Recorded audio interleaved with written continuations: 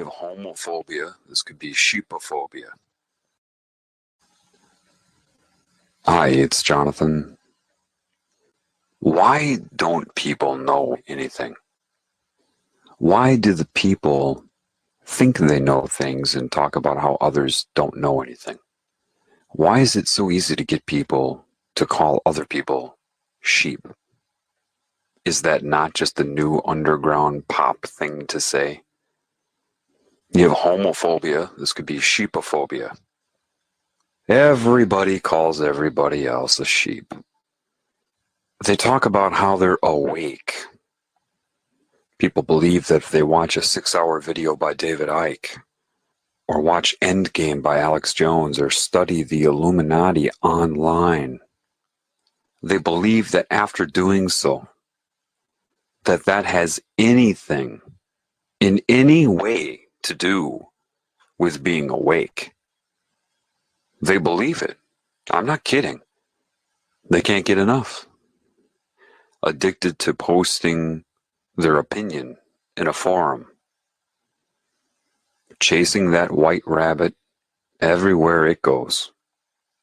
And they call themselves awake because the system wants you to call yourself awake. It loves that. Cockiness, arrogance, and hating other people. And as you're sucked into this, it is consuming you and you don't know it. You don't even realize it. You just prefer to be able to call people sheep. Perhaps subconsciously you resent that you were called a sheep. You want to be able to say it too. The naivety with that is that you don't know anything that they know, and they know you don't know it. You're not hurting their feelings. You're making them laugh at you because you're eating up mostly propaganda that they have distributed. Calling yourself awake and pointing your finger at them, and you are hardly enabled to deal with them or even your own self. John, tell me why. John, gimme. John, tell me another answer, please. And can you answer this question for me? And what's your opinion on that? You owe me a response. I owe you a response? How much am I getting paid to do this? Oh, that's right. Nothing. I couldn't even count the number of people that have declared being awake to me. Couldn't do it. People are very easily controlled. All they have to do is create a new subcategory of personalities. Right now you have the jocks, you have the rednecks, you have the goth, you have the preppies, you have the business people and the whatever. Now they have the awake people. The reason nobody knows anything can only be explained to you by a metaphor, of course. In this realm, you can only use metaphor. Think of the difference between a broadband connection and a 56K connection. Now, there are people that know what is occurring in this reality. Many of them joined secret societies. So it's not that they have knowledge, it's just that they have acquired information. They went in reverse. You see, true knowledge is true knowledge. Those with understanding understand what I just said. Those without don't. It's pre-symbol. A symbol is no different than any expression, a song, a picture, a sound, a look, a touch.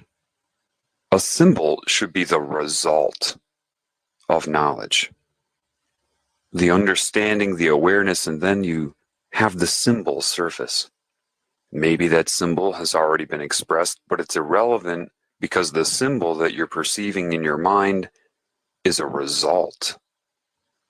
Having somebody learn symbols and then distributing a very strategically limited amount of meaning to that person does not give them knowledge.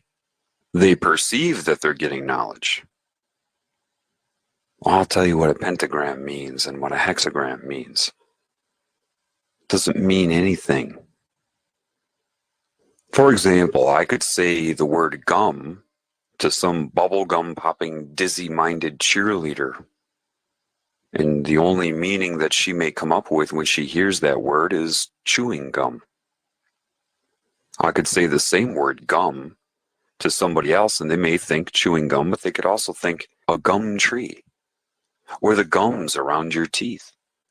Could say it to another person, they'll think chewing gum, a gum tree, gums around your teeth, but maybe they're thinking even deeper. Maybe they have a deeper understanding.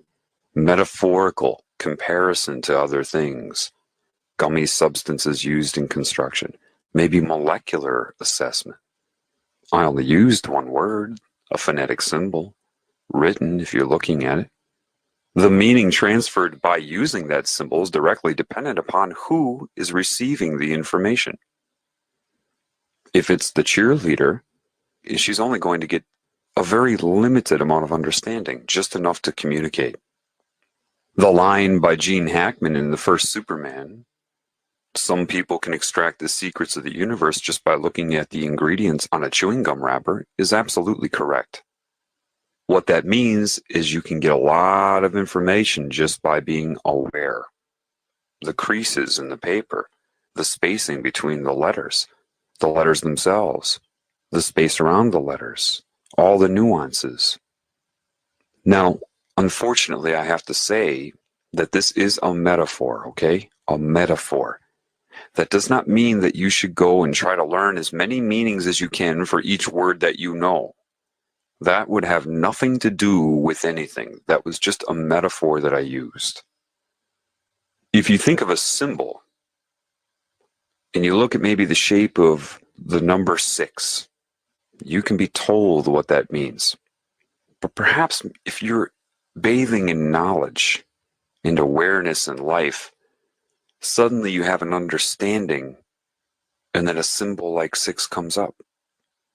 Maybe you think of getting caught in a tumor and you come in but you can't get out, and you're caught in a vortex, a circular, cyclic existence, getting in, not getting out. Something like that, you know. What they do to you early is they show you all the symbols and tell you what they mean. And they don't tell you completely what they mean, of course. They tell you what they want you to think they mean. Why? Because what is the true purpose of being? Before you incarnate, you are. You would say, I am. When you do, you become your being. What is the purpose of that? If you're not extracting meaning from your path, from your experience, deriving meaning from it, in creating expression, the expression would always be the symbolic. A picture, a touch, a kiss, anything, an image, right? If you're only copying what they've told you things mean and replicating what they've told you to use them for and how to use them, how to speak, how to think, what means what you're supposed to do, what the meaning of your life is. If you allow yourself to be told what the meaning of your life is by something in your objective reality, somebody else, what is your purpose other than to be a slave? Forget about laws and politics. That's all bull. That's only a result. If you're not creating, and the only way you're going to create is by extracting meaning from within. If you can't do that, what is the point of you being around other than to be a slave? Acquiring detail. This means this. I learned what this symbol means. This pagan symbol means this. What do you mean you learned? Did you look it up? Were you told, or did you read what it means? Or did you sit there by a lake and think about life as a whole and what's happening, and the symbol came up and you're like, oh my gosh. See, the oh my gosh is when you extract meaning. It doesn't have to be a traumatic thing like, oh my gosh. It can be, oh my God. That is the sign of a creative, somebody that's always in their mind like, I get it, oh my gosh. And you want to tell the whole world. because you've extracted meaning from within. Those that, even if they have opened up, all right, and they were seeking information, because information is not knowledge. So enlightenment would be in the category of information. Why? Because as it's sold, as it ends up being, all you're doing is changing your perception of reality, just seeing other templates of symbolic expression. There are no answers there if you're depending upon anything you experience to give you those answers. No symbol means anything until you give it meaning. So in truth, if you have the meaning inside and you come up with symbols and you see them in your objective reality, maybe somebody else came up with it too, you have an understanding, an immediate understanding. Sometimes that can be faked or replicated. Somebody's been indoctrinated into a system where they had to learn specific meanings to symbols. And so one who is in the know, one who has knowledge may run into somebody like that, and the person may have learned enough so that you have an understanding. But the person that learned it will still look at you, if you came from within to know, in a way that they're curious. How do you know? Because you seem to have a different, a fuller understanding of it, a non-polarized understanding of it. They learn a few specific ways to talk about it and what it means, but you can talk about it endlessly with different metaphors. What's the difference? Well, what's the difference between reading a book and memorizing somebody else's conclusions and extracting meaning and coming to your own? It's like the difference between a muffin top and a muffin. They've got you all eating up muffin tops, but you don't have the knowledge underneath. Is that a permanent thing? Absolutely not. The reason you don't know anything is because many people that do have knowledge, even if they wanted to tell you, it's like they're on a broadband connection and you're on 56K. There is so much information. And unfortunately, as it is right now, the general population has no idea. They look at a symbol. Maybe they're taught a symbol. Either they really don't have any understanding of it, or it's a very limited understanding. If you have knowledge inside of you, you could sit there and talk about that one symbol all day. There's more than one meaning attached to symbols. Like I told you, a deer in the woods can mean more than one thing by stomping their hoof. If you seek the symbol, the muffin top, you will never have the whole muffin. And this is what people do when they try to seek videos and books and all. They're looking for muffin tops. They're looking for the end result. Therefore, you are dependent upon the meaning that is given to you. So somebody in the know, if they're talking to somebody that isn't in the know, can be very difficult. Why? Well, a very naive thing to say, or if somebody's trying to manipulate you, control your mind, they'll say this: the truth is an easy thing to say. And anybody who speaks for a long time to you, they're trying to manipulate you. Now, that's a very naive thing to say. Yes, somebody who depends upon a lot of words, really trying to control what you're thinking, could very well be trying to manipulate you. But if you depend upon length of speech, and that's where your perception lies, you wouldn't be able to tell anyway. If someone's trying to manipulate you, you should pick up on that within seconds, regardless of what they're saying. The truth is something easy to say. If one person in the know is speaking to another person in the know, in other words, you've both reached the same conclusions and you know it. You know when other people know. You just do. That's why they don't say anything other than that. You know when other people know. And you say, well, that's ambiguous. And that's ambiguous to you. But that is a symbol. To say that sentence, you know when other people know, that is a symbol. And those who have come to the conclusion on their own understand the full meaning of that. Those who may have heard that from some philosopher, and they were told that that philosopher was brilliant, so they decided to dwell upon things the philosopher said. If a philosopher says to you, you just know when other people know. Well, you trust that philosopher because everybody has given them a 5-star rating. So you think, well, that must mean something. So I'm going to sit around and think about it.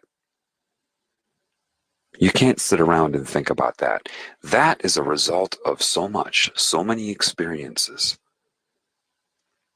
So if I say you just know when other people know, you don't have to sit around and assess and calculate in your mind and think of behavioral patterns, or they said this and they said that. I'm going to put 2 and 2 together and formulate an assessment of them and what their intentions are.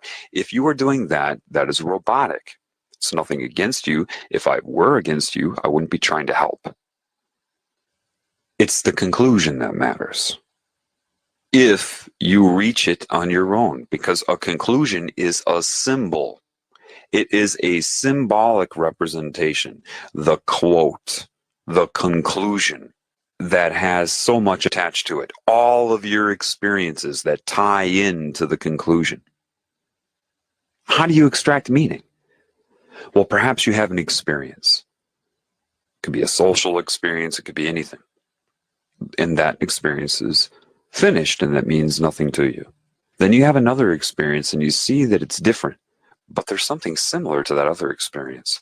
You're kind of like, And then you have a third experience in your life, and it's really similar now, all 3 of them.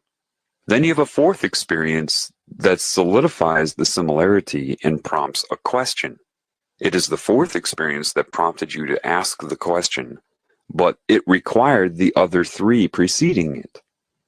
The fourth experience, if it were isolated in and of itself, would never have prompted it. You needed all 4 experiences. So now you have the question. And maybe you have a whole other series of experiences that are happening so that you can extract meaning to address the question. And maybe after all of that, you come to a conclusion. And now that conclusion propels you in your advancement of understanding and extracting meaning in your life. And you start a whole other series of experiences. And that's just one facet of your life. And maybe simultaneously you have 30 other paths going like that, like I just explained. And maybe all 30 of them come to one peak of a conclusion, and you needed all 30 paths that had many, many experiences within each path, leading up to minute conclusions that come together that lead you to a new understanding. That takes time, it takes attentiveness, and the desire to have meaning, to have purpose. And now that one new understanding could be one of thousands that eventually tie in, and you don't even know it, right? Until you reach the oh my gosh. And all of these things come from within. Your ability to make use of pattern recognition, to see how things are always and never the same. What do they have in common? Did you get out there and experience people of different cultures? Were you too busy trying to project your culture onto them and see what they would say? Or were you trying to figure out what you had in common? I did that my whole life. In the moment of doing it, I didn't really necessarily know why I was motivated to do it. My spirit did, but my conscious mind didn't. Your spirit will lay breadcrumbs for you throughout your entire life or path.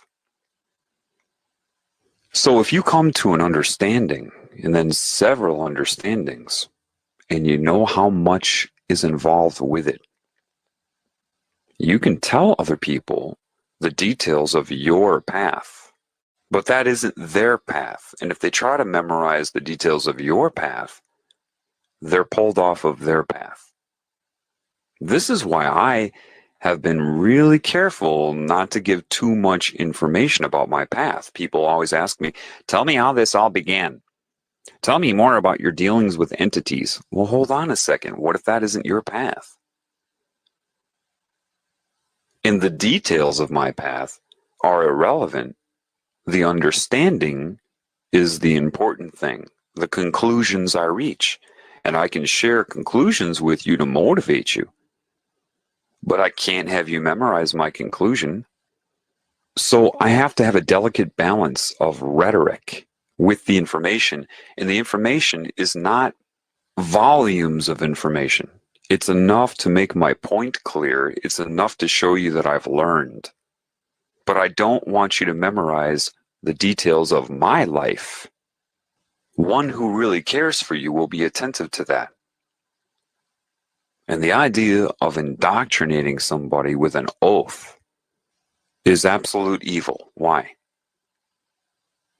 Because they're declaring they do not want you to be a creative being and extract your own meaning. You will go through steps in which they will spoon feed you meaning. And because it's more meaning than you had before, more knowledge, you're really impressed by it. You think you're actually getting something. You think that you're being empowered. When they know that by keeping you from being able to extract meaning on your own, they've got complete control over you. They've pulled you off of your path. But if they did that successfully, you would never even have thought of that now, would you? Because you won't extract your own meaning, you see? Nevertheless, somebody with a lot of knowledge, if they're on a broadband connection and they're speaking to somebody in a 56K connection, it's anything but easy to tell the truth. Like I said before, one in the know can say the truth very easily to another in the know. If one in the know is speaking to an individual that is not in the know, saying the truth is anything but easy. Why? Because of what you know of the enormous gaps that they have. That you cannot just say the truth because they'll understand the words with the limited understanding they have in their concept building by society. But they would need to go through so much. And you know that they don't believe that. Telling them that makes no sense to them. They say, the truth is simple, you should be able to give me a simple answer. And then what happens is the people that have knowledge get very frustrated. The very moment you interrupt them or cut off what they're saying to you when they have to extend great patience to try to tell you the truth, and you cut them off and want to give them your opinion, or you tell them that you agree with them or disagree. To somebody in the know, when they're speaking to somebody that is not in the know, when the person that is not in the know says that they agree or disagree, both of those things are offensive. Because they know you should just have your mouth shut and take in what they're saying, and a lot of what they're saying will be rhetoric. But I talk to people like this all the time. They completely ignore the rhetoric. I'll use rhetoric that if they had wisdom, they would understand at least, okay, there's something with this, and they blow it off. They go, yeah, but anyway, and then I blow them off. And they have no idea why I blew them off. Or people will just bombard me with questions. Questions that are what you call loaded. Anybody in the know would say that's a loaded question because you lack so much. Just in the fact that you're asking those questions shows how much you don't know. And you ask them in a very naive way. It's not your fault, but you expect a simple answer.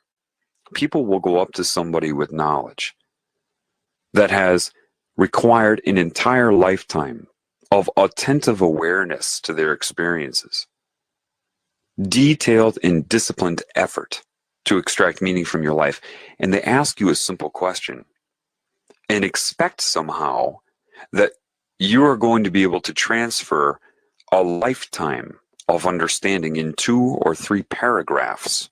They truly do. They do expect that, otherwise they wouldn't ask the question.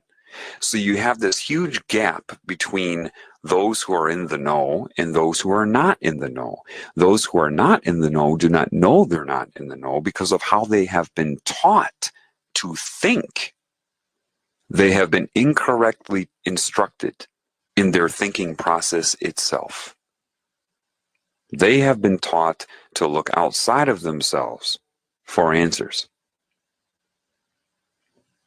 They have been misinformed about what answers are because they've spent their whole life having the meaning spoon-fed to them. They think that's how it works. So you ask a question and somebody can spoon-feed you the answer. And because you lack any meaning or an understanding, you don't understand why that answer is wrong, limited, or even misleading you. You can't. Based upon that, based upon how you've been instructed to think. So a lot of people that have knowledge, when they interact with the average person, they get very, very frustrated. Very. They'll just look at you. All they can do is look at you because they can't say anything to you. You would not be able to extract meaning from what they say. They said gum, all you would do is hear chewing gum. And they're thinking 500 different meanings to gum, all leading up to a point of conclusion. If you lack that, it's a waste of time to tell you anything. This is why, when you hear someone tell you that you cannot be told the truth, this is why. So they'll look at you and they'll have that look. And those in the know understand that look. It's a look that says, you know so little. You know absolutely nothing and don't know it. To tell you what I know, I would need 500 mouths and have to be able to speak 500 different sentences simultaneously, all at the same time, to express what I know. And you would have to be able to interpret 500 simultaneous sentences flowing at you at once. That's what that look says. And the look also says you don't even know that. And if I told you that, you would call me arrogant because you've been trained to call people arrogant. You don't even know what that means. So they'll just sit there and shake their head at you. They shake their head from side to side because they're paralyzed. It's the questions you ask, the way that you ask the questions, and what you do if they actually try to answer them. How long does it take before you cut them off, roll your eyes, or get distracted by something that occurs in the room, like a cat being distracted by bright and shiny objects? And if they're trying to tell you something, and maybe your cell phone will ring and you'll tell the person trying to give you truth to hang on, Shelly has to talk about her boyfriend. Okay, hey, you're not going to get the truth. You're nowhere near prepared to even comprehend anything that is true. And then you say, come on, just tell me. You can't be told. Well, that doesn't make sense. All you have to do is tell me. You can't be told. Not in your current state. You need a lot of work. And you don't understand why you need a lot of work. That's what it comes down to. Now, nothing is 100%. Am I saying that every Freemason has been spoon-fed? No, there's a lot of intuitive people that probably joined that. But they were naive enough to be sucked in. But some of these people may want to tell the world things. Maybe they thought, you know, this isn't fair. I got to tell them what's going on. And they tried. Maybe they tried with a few people, but they got the rolling of the eyes. Or the person that they knew nothing, tried to debate them. They're so far out of the know that they can't even recognize truth when it's told to them. Do you know that the majority of the people that look up information on the Illuminati point their fingers at people in the Illuminati? If you actually sat down in a room with these people and were allowed to ask them questions and they had to be honest with you, if they told you the truth, you either wouldn't understand Or you would roll your eyes, you would laugh at them. I know enough to know that. A problem with somebody in an organization like that is not only are they separated from you, they're separated from you because they cannot relate to you. Because what you think is not what they think is. That's first and foremost, and that's by design, by that which sucked them into it. They're also controlled by an oath with fear. And it's not just fear of death. They'll use threats of the unknown because these people are shown different templates of reality. And they say, we control that too. So if you do this, it's not over when you die. We'll get you here, here, and here. And they don't know any difference. They can't prove that that isn't happening, that that won't happen. That's the fear of the unknown. When are you subjected to the fear of the unknown? When you look outside of yourself for meaning. They are answering to a consciousness that overwhelms them. It can speak through anyone. They know it. If they want to ask it a question, they can look in a cloud. So that can be overwhelming for them, and I understand that. My intent is not to point my finger at anybody or anything on any scale. I don't have a goal because in eternity there is no end. So how could I let the end justify my means? That would be a backwards, cancerous approach. It's the same thing as looking for a symbol first and then trying to learn the meaning. There is no end in eternity, so how can that possibly justify your intent now to try to seek some goal or worry about whether you will succeed or fail? Once you are thinking about that, you corrupt your means. Let your means be your means in any given moment. To feel and express the truth, to see what gives you joy. What makes you feel alive, not elated. I'm not talking about pleasure or manic behavior. I'm talking about calm meaning to your life when you give and you feel what you feel. You cannot let whether you think you're going to fail or succeed drive or motivate your expression now. If your expression is the correct one of truth, of spirit, you have to trust that the results will always be the correct one. If your expression is the right expression, your perception of any result will be a correct result. The people in these societies are sucked in, then they're blackmailed. Because even though they believe they have all of this knowledge, some of it is filtered in their mind by the consciousness that controls their minds. So they don't think about certain things. Controlling of their mind to make them deviate in a way that society would want to pick up stones and throw them at them. Because society is corrupt too. That's why they're so judgmental. These people are scared of that type of persecution.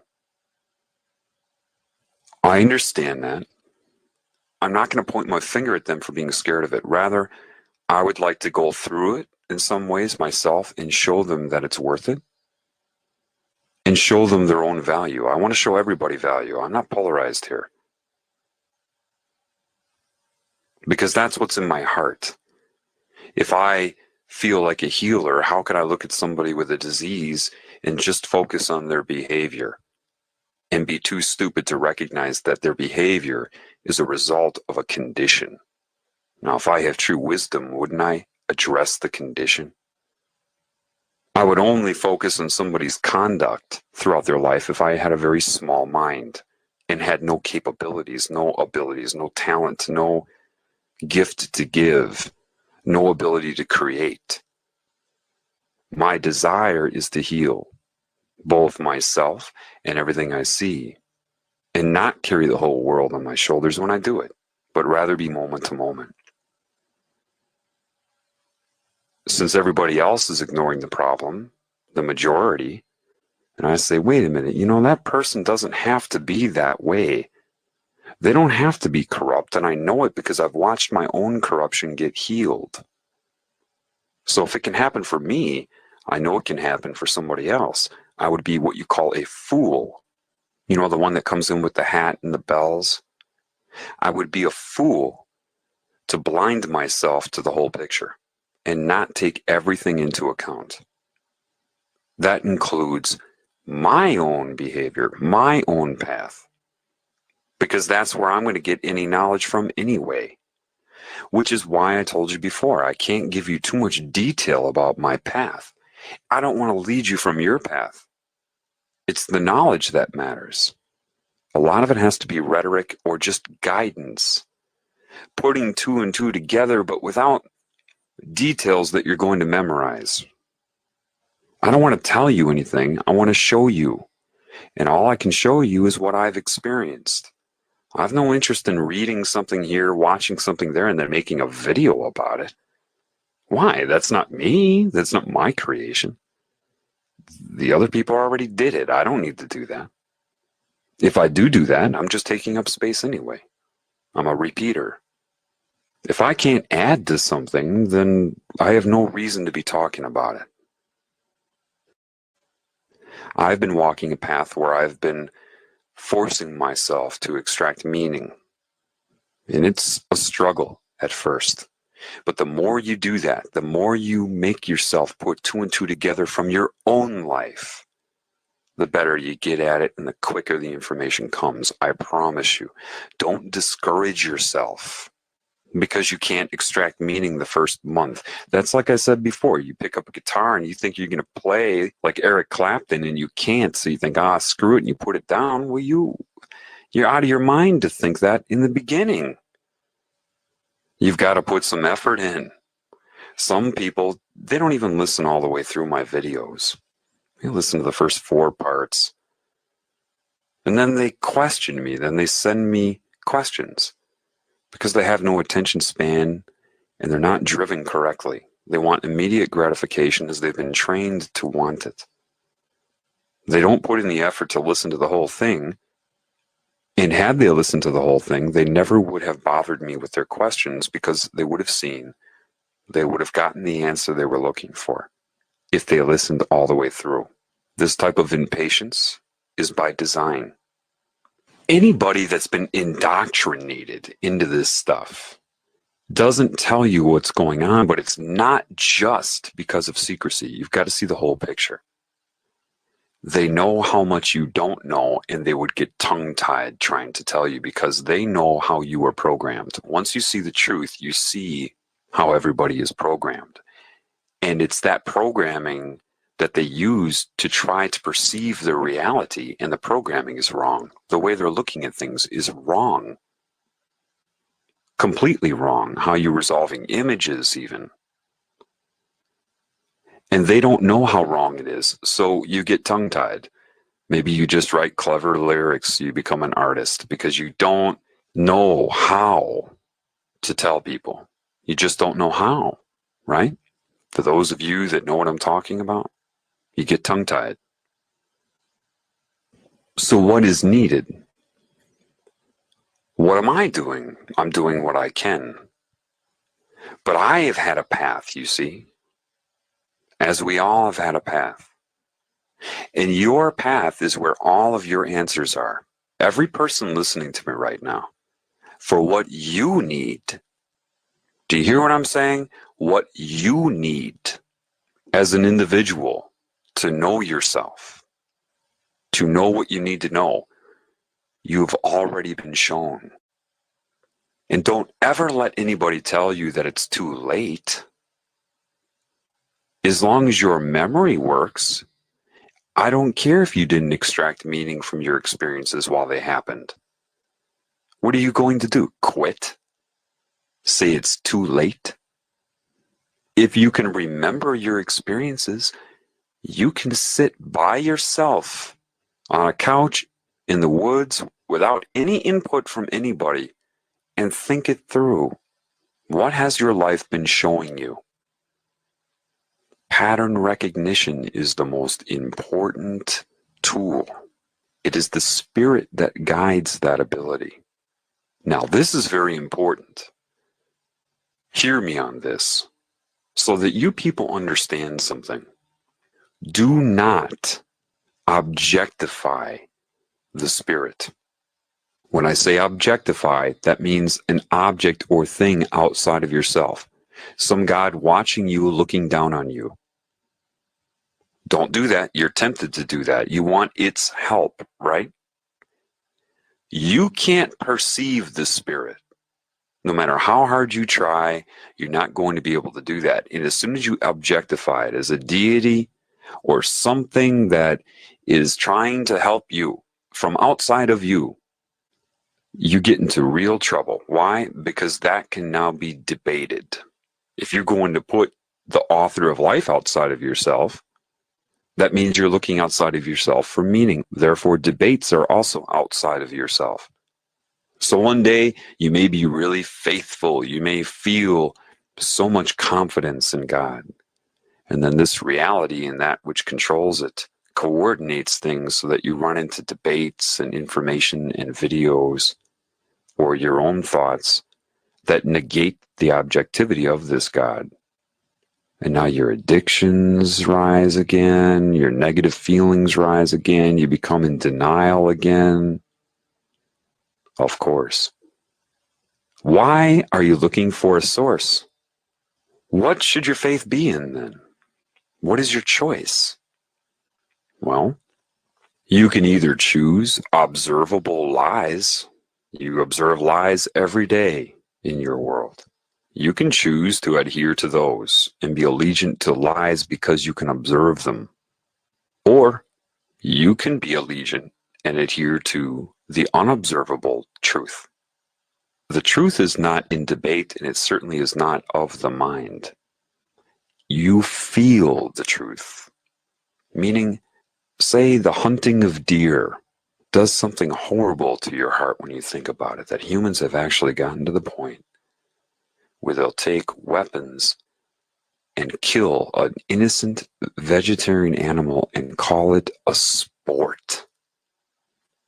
And just because the entire world reinforces that, if you submit to that norm, then what are you doing other than killing your soul? Just because your reality doesn't confirm what you feel is correct inside doesn't mean that you should adhere to the observable lies or your reality or the norm.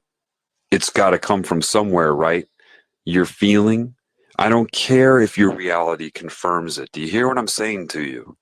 I wouldn't say this lightly or without certainty. I have had a path. You've got to trust that my knowledge has come from that path. Whether you know what that path is or not, you must hear me now. If you feel what is correct inside, it's got to come from somewhere, but you don't need to trace the source. And believe me, the source is unconcerned right now with you doing that. You've got to trust me on that. You've got to go with what you feel is right. If you have a job and you're like, God, I'm forced to lie in my job. And the lies are starting to really get to me. And everybody at work, they don't even seem concerned about it. And I complain about it and people say, well, you got to make money. But something inside me says, this is wrong. I don't know exactly why it's wrong. Or maybe I don't have the total understanding because nobody else in this reality or very few people in this reality seem to confirm it. And I know I can't function the way I used to if I go from it, but something inside that's not of the academic system, not of the media, not of the norm, is telling me this is wrong. And you ignore that to submit to the observable lie, that's killing your spirit.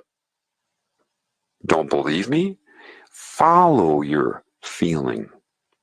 Honor it and see how you feel. I had my own business, my own clinic. Making 6 figures was easy for me. I walked away from it all